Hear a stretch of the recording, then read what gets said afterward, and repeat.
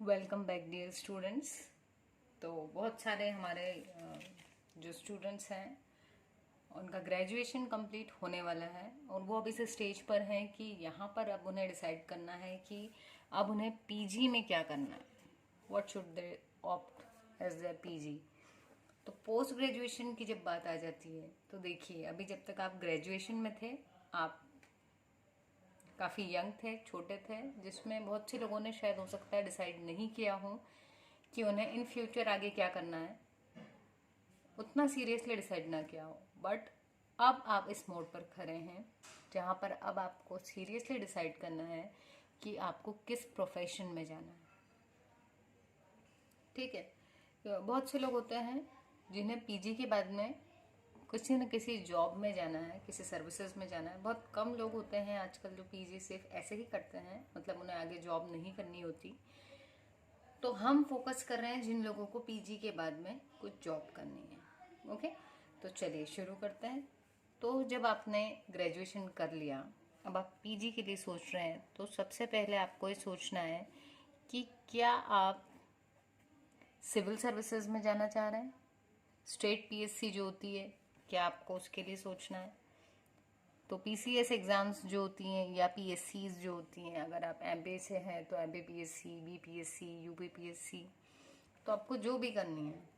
तो यदि आप पीएससी करना चाह रहे हैं तो देखिए, इसका जो सिलेबस होता है उसके अकॉर्डिंग आपके लिए जो बेस्ट रहेगी field, that may be arts field. तो इसके लिए आप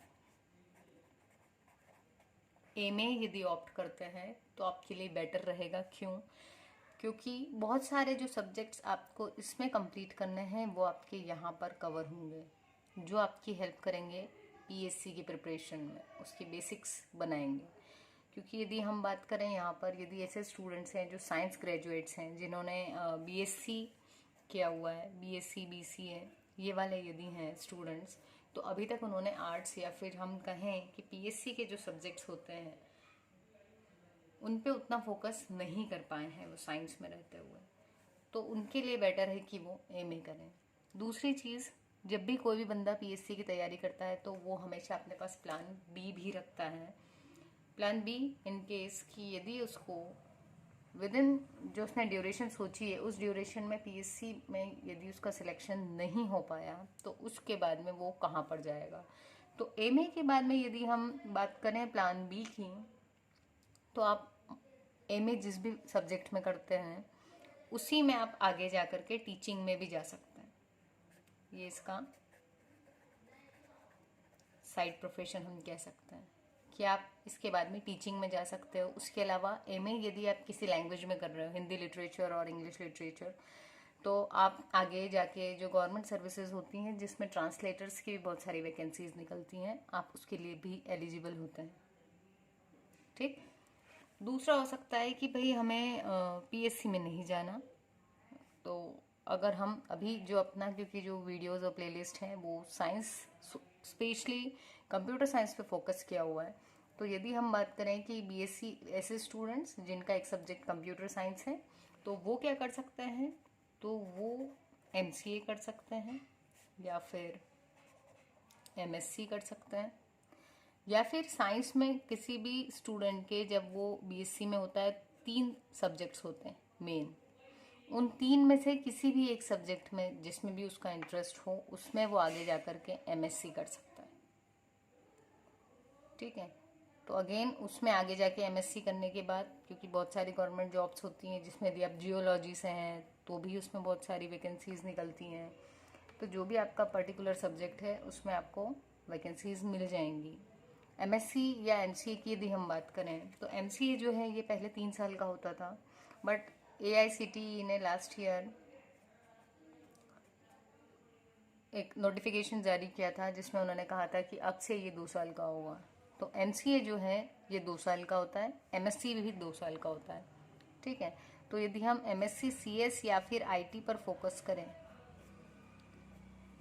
तो एमसीए और एमएससी इन दो की बात करते हैं हम।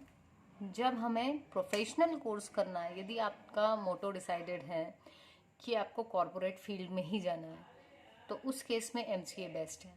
क्योंकि यहाँ पर जब भी हम प्लेसमेंट की बात करते हैं तो एमसीए को प्रेफरेंस मिलता है ओवर एमएससी। तो यदि आप एमसीए करते हैं तो आपको आगे प्रोफेशन मतलब जो प्लेसमेंट है उसके चांसेस ज़्यादा रहेंगे। तो एमएनसीज में आप जाओगे तो अगर एक बंदा एमसीए वाला आया और एक एमएससी, तो हो सकता है कि वो प्रेफरेंस एमसीए को दें। लेकिन एक बात जो है वो है कि स्किल्स मैटर करती है। अभी तक आप ग्रेजुएशन में जितना भी मन लगा के पढ़ रहे थे उससे काफ़ी ज़्यादा मन लगा के आपको पीजी करना है। क्यों? ताकि आपके अंदर स्किल्स डेवलप हो और आप आगे जाके एम्प्लॉयबल बने। आप जो भी पढ़ रहे हैं उसकी डेप्थ में जाएं, चीज़ों को, कंसेप्ट्स को अच्छे से समझें। अब आपको रटना नहीं है, अब सिर्फ स्कोर ही नहीं करना है, आपको एम्प्लॉयबल बनना है। ठीक है। तो जो एमसीए है ये टोटली टेक्निकल डिग्री होती है जो फोकस करती है आपके प्रोग्रामिंग स्किल्स पर। ठीक है। और एमएससी जो होती है ये प्रोफेशनल डिग्री नहीं है, इसको हम ट्रेडिशनल कह सकते हैं, या फिर जो साइंस स्ट्रीम है वो है ये। तो इसमें क्या होता है कि आप इसमें जा रहे हैं तो इसका जनरली माना जाता है कि बंदा एकेडमिक फील्ड में जाएगा, रिसर्च में जाएगा। हालांकि ऐसा नहीं है कि एमएससी वाले एमएनसीज में नहीं जा सकते। आप में यदि गट्स हैं, आप में पोटेंशियल और टैलेंट है, आप चीज़ों को अच्छे से पढ़ रहे हैं, समझ रहे हैं, आपने आपकी प्रोग्रामिंग स्किल्स बहुत अच्छी कर रखी है, तो आपको कोई भी नहीं रोक सकता। ठीक है। तो अगर फीस की कंपैरिजन में बात करें तो एमएससी की फ़ीस कम होती है एज़ कम्पेयर टू एमसीए। और ये आपको गवर्नमेंट यूनिवर्सिटीज़ में तो मिलेंगे ही और प्राइवेट यूनिवर्सिटीज़ में मिल सकते हैं। यदि हम एडमिशन की बात करें तो गवर्नमेंट यूनिवर्सिटीज़ में इसके एंट्रेंस एग्ज़ाम्स होती हैं और प्राइवेट यूनिवर्सिटीज़ कुछ कुछ डायरेक्टली भी परसेंटेज बेसिस पे एडमिशन्स प्रोवाइड कर देती हैं। तो आपको अभी सबसे पहले ये डिसाइड करना है कि आपको कहाँ जाना है। गवर्नमेंट सर्विस में जाना है तो क्या स्टेट पीएससी में जाना है। यदि पीएससी में जाना है तो आपके लिए एमए बेस्ट है। बेस्ट कहाँ है, ये नहीं कहा कि सिर्फ एमए ही कर सकते हो, आप इसमें से भी कुछ कर सकते हो। बस डिफरेंस ये आएगा कि इनके जो सब्जेक्ट्स रहेंगे वो अलग रहेंगे और आपकी जो पीएससी की एग्ज़ाम्स में जो सब्जेक्ट्स आएंगे वो डिफरेंट रहेंगे। ठीक है। तो इसके जो सब्जेक्ट्स हैं उनकी आपको अलग से तैयारी करनी पड़ेगी और आपके पीजी की अलग तैयारी। यदि आप चाह रहे हैं कि एक ही साथ आपको पीएससी की एग्ज़ाम में भी प्रॉफिट हो तो एमए टाइप से जो आप कोर्स करेंगे यदि पीजी, तो आपको ज़्यादा बेनिफिशियल रहेगा कि आपकी काफ़ी चीज़ें यहाँ पर कंप्लीट हो जाएंगी, वो आपको यहाँ हेल्प करेंगी। ठीक है। एमसीए के बाद भी आप एकेडमिक्स में जा सकते हैं। एकेडमिक्स भी बहुत अच्छी अपॉर्चुनिटी होती है, बहुत अच्छा प्रोफेशन है। यदि गवर्नमेंट जॉब लग जाती है प्रोफेसर्स की तो आपका काफ़ी अच्छा पैकेज होता है और आप अपने फैमिली लाइफ को भी एंजॉय कर सकते हैं, आपको गवर्नमेंट हॉलीडेज़ भी मिलते हैं। वहीं यदि हम एमएनसी की बात करें तो वहाँ पर भी आपको अच्छा पैकेज मिलेगा। एमसीए किए हुए हो तो इनिशियली शुरू से ही आपको अच्छा पैकेज मिल जाएगा। एमएससी हो तो आप अपने आप को प्रूफ कर देंगे तो आप आगे जाके आपको अच्छा पैकेज मिल जाएगा। तो और भी ब्रांचेस हैं आपकी, आप एमबीए भी कर सकते हो। यदि एमबीए करते हैं तब क्या है, एमबीए करने के बाद में आप जो एडमिनिस्ट्रेशन है उसमें जा सकते हो।